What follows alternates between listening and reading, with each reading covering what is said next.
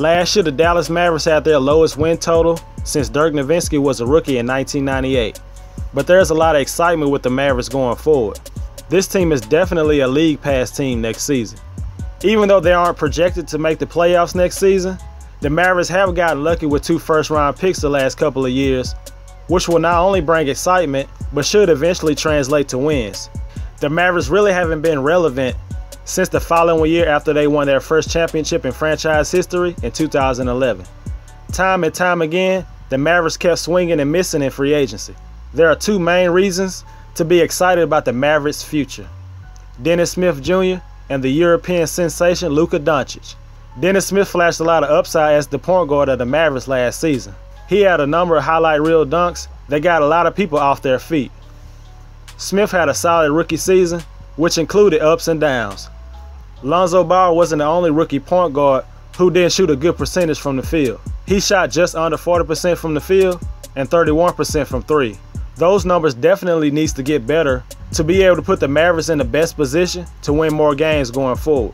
The last 9 games of the last season, he was able to increase his threes made while shooting over 44% from the field.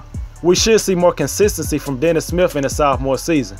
The Mavericks made a bold move on draft day by giving up next year's first-round pick to acquire versatile guard Luka Doncic. Some people still doubt if he'll ever live up to the hype, but I believe he will be one of the best players in this year's draft and become a multiple-time All-Star. Doncic has special passing skills, can handle the rock, and score from anywhere on the court. He has a great feel for the game and will be a nightmare to defend in pick-and-roll situations. The Mavericks' new addition DeAndre Jordan will have flashbacks of Lob City while playing with Doncic. The other thing about Doncic is he's 6'8", which helps him see almost every passing angle and will help him as a scorer on the next level. He is currently my favorite to win Rookie of the Year.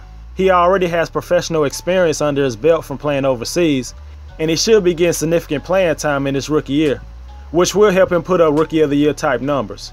Harrison Barnes has been the best player on the team in the last 2 years. He put up solid numbers last year as he averaged around 19 points and 6 rebounds a game while shooting 44% from the field and 36% from 3. Those are the numbers people should expect from Barnes year in and year out. Even though he's only 25, I don't believe he will improve his game that much more going forward, which is not necessarily a bad thing. If Barnes can consistently produce the same numbers he's been putting up, that'll be a plus for this team. Being the second or third option on offense fits Barnes better. Wesley Matthews hasn't been the same scorer since the last season with the Blazers before he tore his Achilles. Last year was his first season as a Maverick where he shot at least 40% from the field. But his three-point percentage was almost identical to his overall field goal percentage, which was 38%. Being strictly a spot-up shooter on offense could be the best role for Matthews, especially when you have ball handlers and playmakers like Doncic and Smith Jr. Matthews might not be the same scorer he once was, but he still is a good defender.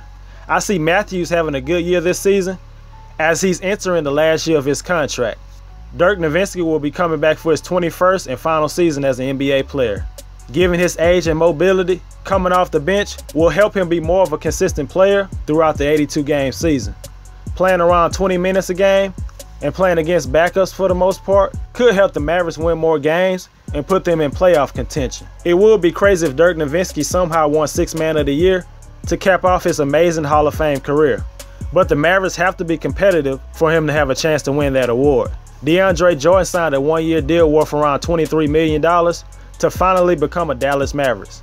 Everybody knows about the time DeAndre almost signed with the Mavericks before changing his mind a couple of years ago.